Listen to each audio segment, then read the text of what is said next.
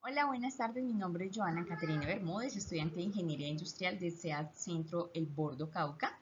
Aquí está mi identificación. ¿Se alcanza a ver? Allí, allí.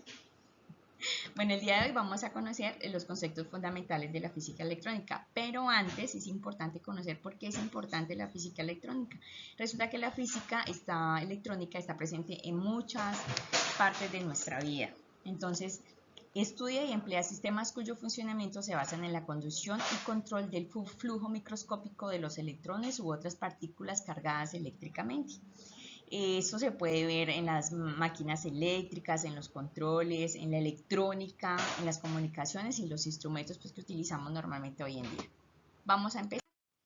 El primer concepto, que es la carga eléctrica, es una propiedad de la materia que provoca que los cuerpos se atraigan o se rechacen entre sí con cierta intensidad como función del electromagnetismo generado por las cargas.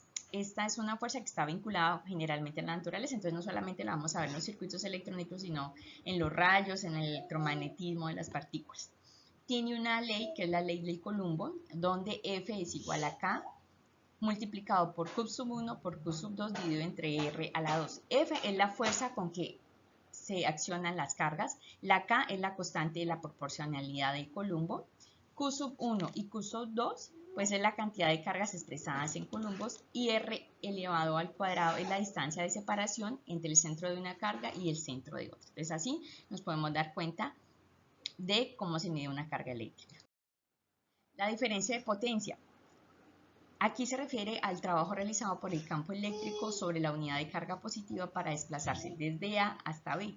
Sus unidades son los voltios y se representan con la letra B. Aquí es muy importante conocer de dónde sale esa letra B. Pues resulta que cuando se descubrió la batería eléctrica, quien la descubrió fue el ingeniero italiano Alejandro Antonio Volta. Entonces por eso es que de ahí viene pues la representación del voltio.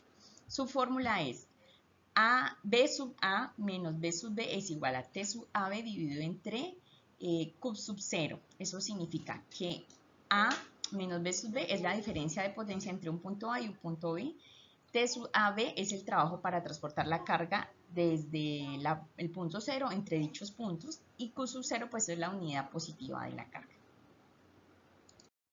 Resistencia eléctrica es la oposición que representa cada material al paso de la corriente eléctrica o flujo de electrones. Resulta que todos los materiales no permiten que la corriente fluya igual. Cada material tiene una resistencia. Entonces, a través de esta fórmula nos podemos dar cuenta de qué tipo de materiales y la resistencia que tiene ese material. Entonces, a mayor resistencia, menor va a ser la corriente, o sea, menos nos va a pasar. Y a mayor resistencia, mayor va a ser la corriente. Para eso se utiliza el voltímetro en la modalidad de ohmio.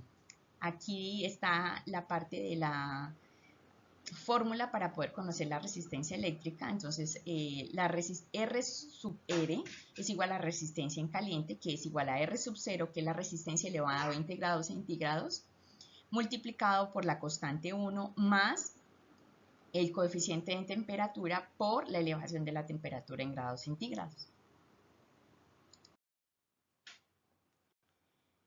Intensidad de la corriente. Es la cantidad de electrones que fluyen en un conductor en una unidad de tiempo.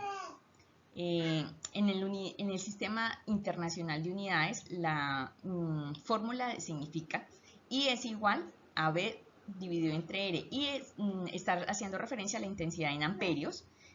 B sería la diferencia de potencia en voltios y dividido entre la R, que significa la resistencia en ohmios. Así nos podemos dar cuenta entonces de la intensidad de la corriente. La densidad de la corriente, que es nuestro último concepto, es la corriente por unidad de área a través de un conductor. Entonces, podemos conocer a través de la densidad de la corriente, por ejemplo, que nos imaginemos un cable eléctrico, que se le haga un corte transversal, ese corte de la superficie que nos imaginamos en ese momentico, y está circulando un amperio. Cuando uno dice, ¿qué es un amperio? Pues un amperio es la corriente que está pasando precisamente y es igual a 5,26 por 10 a la 28ª cargas eléctricas por segundo, o sea, son muchísimos electrones pasando en ese momentico. Todas estas partículas corresponden a la carga eléctrica de un columpio. Entonces así nos podemos dar cuenta de la densidad de la corriente. Bueno, muchas gracias. Esta fue mi exposición, espero que les haya gustado.